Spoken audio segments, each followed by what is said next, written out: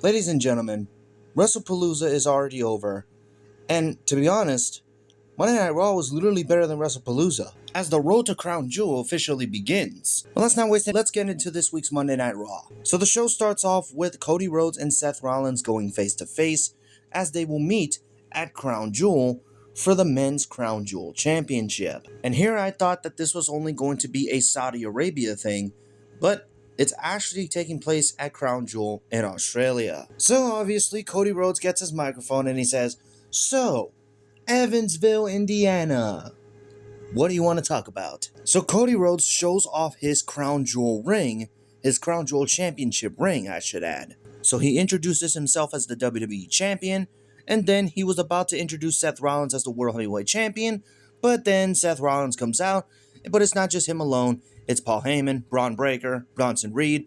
Like, have we ever seen that before? The Vision's out there. And of course the crowd singing, "Oh!" So as Seth Rollins is making his way to the ring, he actually wants to do this alone. So he actually has Braun Breaker, Bronson Reed, and Paul Heyman to stay where they're at so that they can do this as a fair conversation. So Seth Rollins grabs a mic and he tells Cody, "From the moment that we both walked out as champions at SummerSlam, I had Crown Jewel already in mind. Seth Rollins versus Cody Rhodes, two of the best in the world." But it's not that simple, because what we have is deeper than that. "I want the truth, Cody. What do you think of me?" And then Cody says, "It's complicated, but it shouldn't be. You made some questionable decisions. You have Paul Heyman on your side, for example. But you changed my life at WrestleMania 38, inside Hell in a Cell, even in WrestleMania 40. You changed my career. The Seth Rollins I know doesn't hide behind three goons. So Seth, my question is, what can I do for you?" So Seth Rollins actually shows Cody Rhodes a watch that Cody gave him at WrestleMania 40. He hadn't even worn it ever since then until now. He even asked him if it was a real gift or just a gesture. "I am a creator. I am an alpha. This is not a two-man show. I am the alpha." Cody Rhodes ends up telling Seth, "The three matches that we've had was one-on-one. I don't know if it's going to be that way at Crown Jewel. Oh, and speaking of the three matches that we had, how many of those have you won?" Oh boy, Cody Rhodes really cooked Seth right there. This is going to be something that's going to lead into big things. I just know it because I've actually heard some people say that this was going to lead into big things. What are those big things? Well, you're probably going to have to hear it from those people. So Cody Rhodes, when he was walking out, Paul Heyman has Bronson Reed and Braun Breaker move out of the way so that Cody could pass. And that was the end of that segment. So we move on to backstage. This was after Stephanie Vaquer had her segment. She knows that she's going to be facing whoever the WWE Women's Champion is at Crown Jewel for the Women's Crown Jewel Championship. So Nikki Bella comes in and congratulates her. Rhea Ripley also congratulates her as well, but she reminds Stephanie that she is coming for that title. Asuka comes in and tells Stephanie that you don't deserve to be champion, Io deserves to be champion. And then Rhea, she's sick and tired of Asuka, so she calls her out for a match in the main event of Monday Night Raw. So Asuka walks away. Kyrie is just there. She's trying to apologize to Rhea Ripley.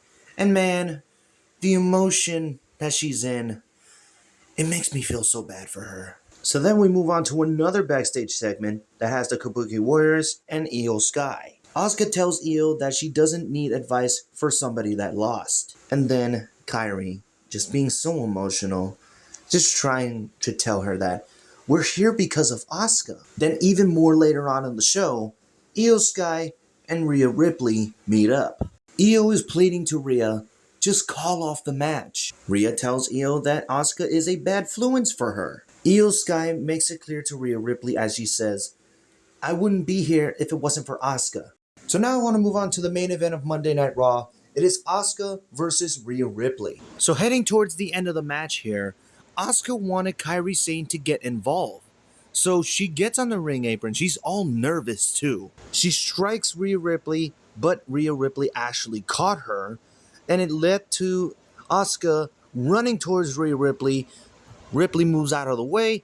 She accidentally hits Kairi Sane with a hip attack. Rhea Ripley rolls over Asuka, 1, 2, 3, and Rhea Ripley gets the victory, but then the celebration did not last long as Asuka was on the attack. Asuka spits the mist on Rhea Ripley's face, and it was literally all over her. It was all over her face, it was all over her body as well. So Asuka makes Kairi Sane attack her, but then Io Sky comes out for the save. Sky calms Asuka down as they hugged. Kairi was celebrating, but then out of nowhere, Asuka turns on Io Sky. She even made Kairi Sane attack Io Sky as well. After a hellacious attack from the Kabuki Warriors, Monday Night Raw goes off the air. Ladies and gentlemen, looks like we have another match set for Crown Jewel. And it looks like Io Sky will have to team up with Rhea Ripley to go against the Kabuki Warriors. The story leading up to this is incredible. And it's probably going to get even better soon. And let this sink in. This is a non-title feud. And every single women's feud throughout the past number of years have had championship gold. I need to see more of these type of feuds. Actually, we have. Bayley, Lyra Valkyria, Judgment Day. I mean, this also is going on in NXT too. But SmackDown? Don't even get me started with their women's division. All in all, what are your thoughts on this week's Monday Night Raw? Did you like it? Did you hate it?